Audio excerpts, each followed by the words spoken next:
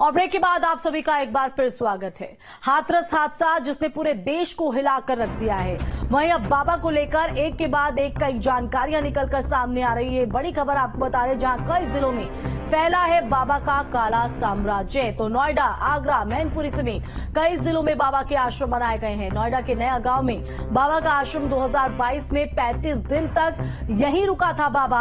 हालांकि अब वो आश्रम संचालित नहीं हो रहा है। बिना नक्शा पास कराए ये आश्रम बनाया गया था, जिसके बाद अब कई तरह के सवाल भी हैं, क्योंकि जब कोई निर्माण होता है तो प्रशासन की नाक के नीचे आखिर इतना बड़ा निर्माण कैसे करा लिया गया। नए गांव में सत्संग के बाद हुई भगदड़ के बाद जो हजारों लोग हैं सत्संग में मौजूद थे और वहां पर सैकड़ों महिलाओं की जान चली गई, बच्चों की जान चली गई। हाथरस में हुए इस हादसे के बाद सरकार ने जांच कमेटी का गठन किया है और सत्संग में किस तरीके की लापरवाही बरती उसकी जांच करने के आदेश दिए गए। हालांकि तमाम जो मृतक हैं, काफी मृतकों के शव परिजनों को सौंप दिए। हम नोएडा में मौजूद हैं। नोएडा का नया गाँव है। नए गाँव में एक सत्संग का भवन बना हुआ है। इस भवन को तकरीबन 2020 के आसपास बनाया गया था। जो यहाँ के आसपास के लोग हैं, इन लोगों का कहना है कि यहाँ पर बाबा तकरीबन 35 दिन तक रहे थे। एक बार यहाँ पर आए और जिस दौरान बाबा यहाँ रहे उस दौरान जो भी भक्त हैं दिल्ली एनसीआर के आसपास के, वो तमाम भक्त यहाँ पर रहे। इस निर्माण की तस्वीर में दिखाऊं, आप देखेंगे इधर नया निर्माण है और यहाँ पर पीछे की तरफ एक तालाब भी है जहाँ पर इस निर्माण को कराया गया है। और इस तरीके के स्ट्रक्चर को नोएडा प्राधिकरण की अगर नियमावली की बात की जाए तो बिल्कुल अनुमति नहीं दी जाती है इस तरीके का निर्माण कराने की। नोएडा प्राधिकरण के नियमावली के मुताबिक नक्शा पास कराकर जो जमीन प्राधिकरण से अलॉट होती है वहीं पर आप निर्माण कर सकते हैं। उसके अलावा तमाम निर्माणों को अवैध करार दिया जाता है। ऐसे में बाबा के जो साथी थे या उनकी मंडली के जो लोग थे उनके द्वारा इस भवन का यहाँ पर निर्माण किया गया। इस तरीके की जानकारी यहाँ पर सामने आई है। तमाम लोग भी यहाँ पर मौजूद हैं जो इस इलाके में रहते हैं, दुकान करते हैं। उन लोगों से भी बात करने की कोशिश करेंगे। आप क्या करते हो, क्या नाम है आपका? पिंटू कुमार। पिंटू, कब बना था ये? कंप्लीट 2022 में होगा था। अरे कौन कौन लोगों का आना जाना रहता है यहाँ तो बहुत पब्लिक आती थी, जनता बाहर की जा करती। यहाँ 35 दिन बाबा रहे थे। हाँ, 35 दिन बाद जब फिर एक बार दर्शन दिए थे फिर चले गए यहाँ से।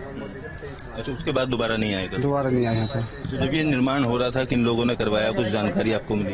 इसलिए ऐसे कोई जानकारी नहीं। ऐसे आज के जो पब्लिक है सबको संघर्ष हो जाती है जब तो सब लोगों ने चंदा करके बनाया? हाँ, चंदा करके। जैसे लोग वाग जितने अपना मट्टी ढोनी सब करना, ईट पकड़ानी, लेबर जैसा अपना ग्रहण लग गई लेने के लिए गए थे। ऐसा कुछ भी नहीं है। और बिन बात के लोग मीडिया बातें 35 दिन यहाँ रहे थे। कौन सा सन था? 2023-22 का? मोदी के 23 में आए थे। एक तरफ तो गड्ढा था, 23 में 22 में आए थे। तो लोगों को दिया गया था जानबूझकर। 5-6 लोग आप भी बता रहे थे कि कल वहीं थे जहाँ भगदड़ मची, क्या हालात थे वहाँ? हालात ये थे, 1:30 बजे समापन हुआ। प्रभु जी 12 बजे आए। वो बाणी वगैरह देके जा चुके थे। हादसा 2 बजे 2:30 बजे के बीच में हुआ था। लोग कह रहे हैं उनकी रजधूली लेने के लिए गए थे। ऐसा कुछ भी नहीं है और बिन बात की लोग मीडिया बातें बना रही है।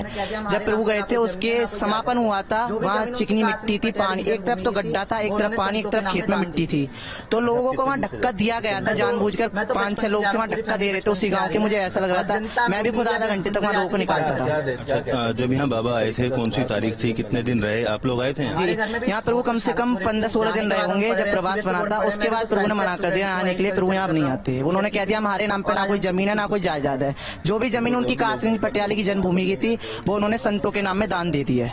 अच्छा, आप कितने दिन से जाते हो, कितने दिन से भक्त हो? मैं तो बचपन से जा रहा हूँ, पूरी फैमिली बचपन से जा रही है। और जनता मीडिया बुनियादी की बात क्या कहते हैं प्रवचन में, किस तरीके का सुधार तुम्हारे जीवन में लाने की बात है? हमारे घर में भी बहुत कुछ हालात बुरे थे। जाने के बाद हम पढ़ रहे हैं, सीबीएसई बोर्ड में पढ़ रहे हैं। मैं भी खुद साइंस का स्टूडेंट हूँ, एग्रीकल्चर कर रहा हूँ बीएससी से। और आज हम खूब खुश हैं यहाँ जाने से। बिल्कुल। और भी लोग मेरे साथ मौजूद हैं। आप भी यही रहते हो कि कौन कौन यहाँ आता जाता है इसमें? इसमें सर जो भी हैं वो शाकाहारी हैं। वो एक बार यहाँ पे आए थे, उसके बाद ज्यादा निकलते नहीं थे यहाँ पे जी। उनसे भक्त जो थे उनकी लाइन लगी रहती थी, आते जाते रहते जी।